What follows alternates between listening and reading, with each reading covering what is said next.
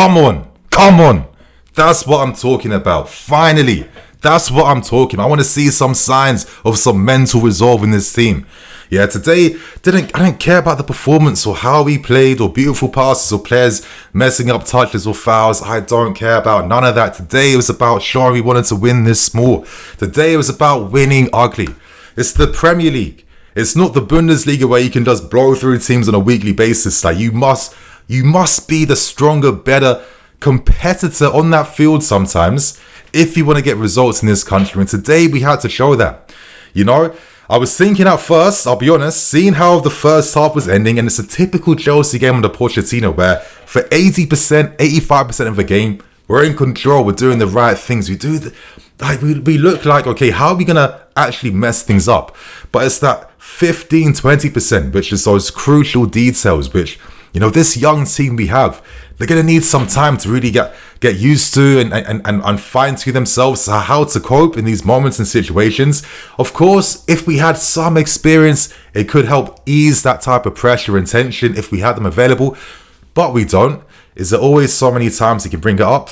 Probably not, but we're watching a young team that will evolve and improve as the years go on. I think we all accept and understand that, and hopefully this win today is a great sign that yes, they can understand what Pochettino is saying, and they can show the other qualities of winning in this country, and that is who wants it more, who's going to fight more, and do I have that mental strength and aptitude, of course, to keep that consistency throughout 90 minutes.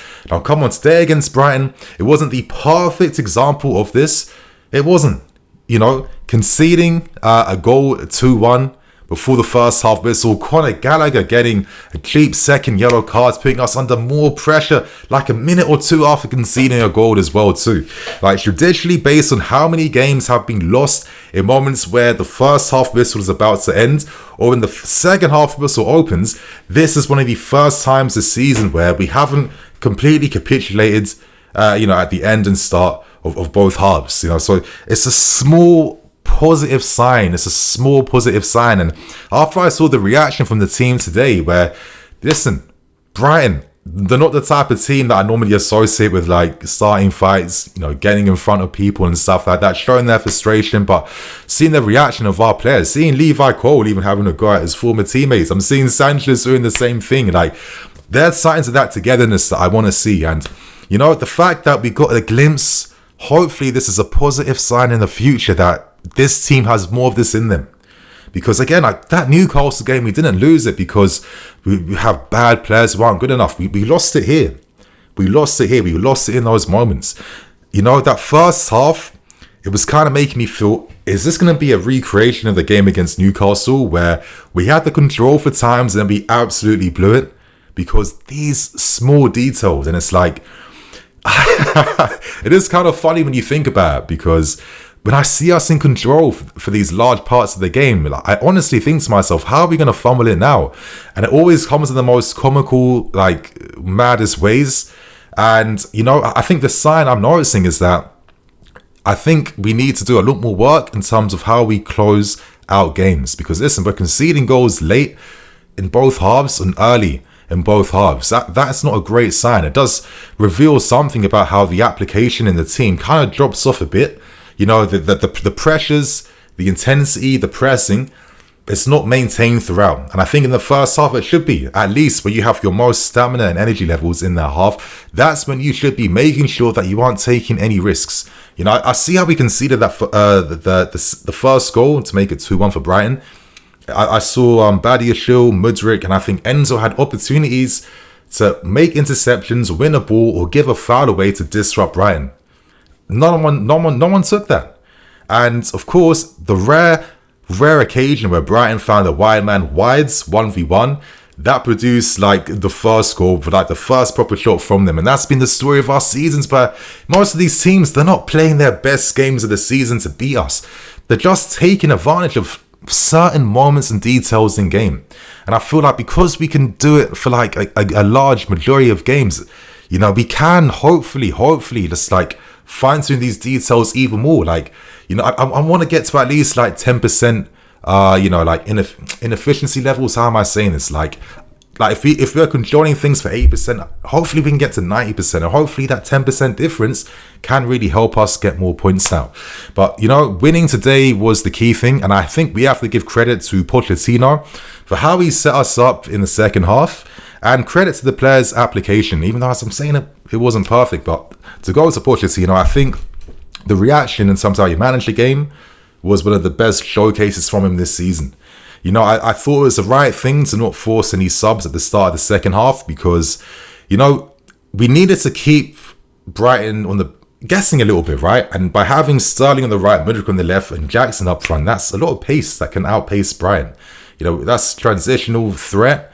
These guys can eat the yards up, and they can give us a bit of a platform when we are winning the balls in our half. And it works. It works. And I think one of the crucial moments of this whole game, and again, something I've said, you know, the little glimpse of a partnership I see between Nico, Jackson and Mudryk, you know, it does tend to produce these key moments in games. It's not like a fluke. It's a pattern we're starting to see now.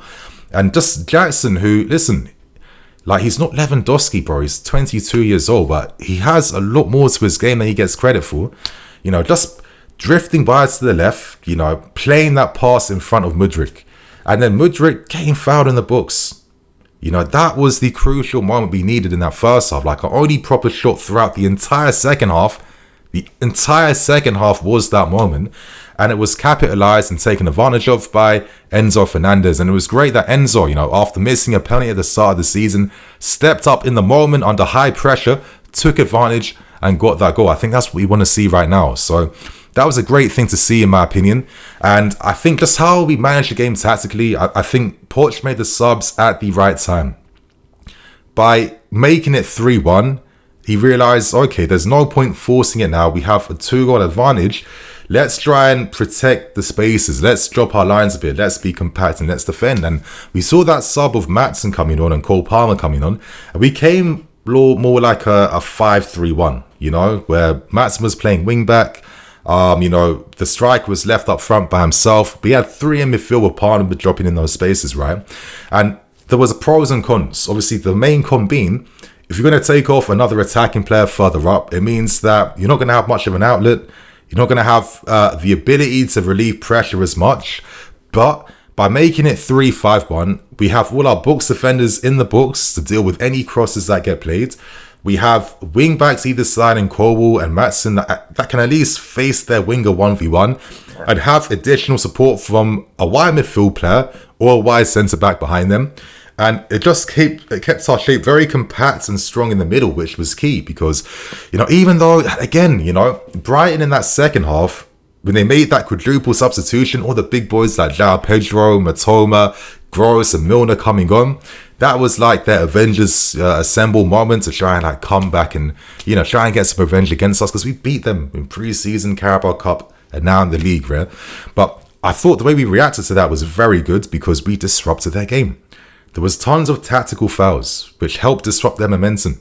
You know, I thought we dealt with the threat, but I didn't think we contained Matoma as much. But in my opinion, you know, I love Matoma. I think he's one of the best wingers in the league. And sometimes when you're up against quality who's that good, it's about just like diminishing their effectiveness because you can't really stop them. And I thought we did that quite well at times because Brighton, for you know, most of the time having an X amount advantage in that second half, they didn't really muster that many shots. A lot of them are like low probability efforts, half chances, and just hopeful crosses inside the box. But again, going back to those like 20% details that we lack. You know, for having all your big guys on in the box, you know, your dominant guys, your dominant aerial defenders, it's still disappointing that we concede from a near post header against Brighton to make it 3-2 right near the end, you know, before extra time came.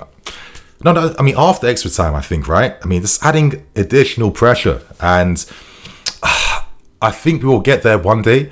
But I think I'm accepting too, it's going to come with time as these guys get more mature. And we don't have any hyperbolic time chamber. This isn't Dragon Ball Z. We can't just put this team in for a week and they'll come out just like, you know, a team that has like 2-3 years experience accumulated. It's not going to be like that. It is going to be about maybe accepting the journey of watching these, young guys turn into men. I think that's going to be the key thing right here. But most importantly, I think Poch was the figure we needed to bring some calm, to keep us tactically strong, to boost our numbers defensively. And I think in hindsight, that's probably the way to go, because I think if he did have additional attackers, we could have left ourselves open on the transition a lot more, and I just don't think it would have been worth it in hindsight. So in hindsight, I definitely think Poch got things absolutely spot on, and whatever mistakes were made today were made by individual players. There was nothing Pochettino could have done for that. Obviously, interesting now, we don't have Gallagher against Man United, but I think the only saving grace is now, surely this means that Nkunku should be back against United now. And if Gallagher's off, it seems like that's the easy rotation to make in the team. Hopefully the Nkunku effect will be real in December and really provide us a lot of something to look forward to. I want to say big credit goes to Badiashile today. I thought his effort to create the first goal, because again, this goes back to Pochettino. The set piece patterns today, again, set pieces won us the game, basically. The penalty and those efforts from 2 corners.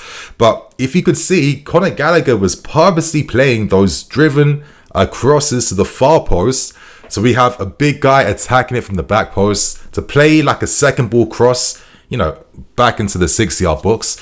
We got a goal from Enzo Fernandez. Great header. Great to see Enzo get his first Premier League goal and to get 2 in the same game. Hopefully this month he adds more goals and assists to his game. That would be great to see. But to get it from that moment, and then who scored the flipping second goal? How am I forgetting who scored the second goal? This is really bad right now. I actually have to use a One Football app really quick. I just think that my mind is completely all over the place. Obviously the second goal coming from this is really bad, I know. Of course, Levi Cole, that was it. Levi Cole, attacking things from the back post again. And that strategy worked against Brighton because they couldn't cope with us. So, today was going to be a tough game regardless. And I think today, it was a nice positive sign to see that we did have some control over the details. It wasn't perfect, but there is something in this team where they can be more than just like, a pretty team that can play on the counter-attack and, just play nice attacking football. That more character is in this team. And I think Pochettino will get it out of these boys over time. Listen, there will be more frustrating moments to come. We are not going to go on an 18-game winning streak right now. It's not going to happen. But let's hope right now that this was like the most unusual win of the season for this young team in terms of playing ugly to win. We haven't done that since. Most times we've been down to 10 men. We've lost the game completely. This is the first time being down to 10 men where we've been able to seal the result out. Obviously, I know what you're thinking, Nini, bro. How many yellow cards are we getting? How many reds are we getting? It's all piling up right now. We need to control ourselves better. You're right.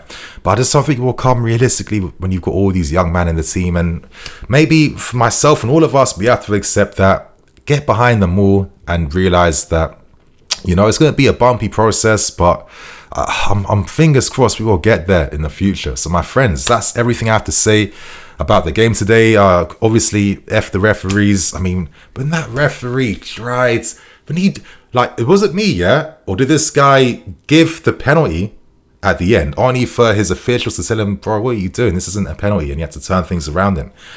These referees, they've been exposed so much due to VAR because we've always known they weren't good enough. We've always known this. The new gen of referees are even worse than the old ones, and it's just like VAR exposes their deficiencies and their biases because you can see how they make their decision making now in 4K. And thank God that officials did their job because Colwill did not handball that at all. It came off his head, so it didn't make no sense there. But other than the referee, listen, ugly win. We got there in the end. I hope you guys enjoyed. Hit that like button, share your thoughts and opinions. I will see you guys later with some more videos.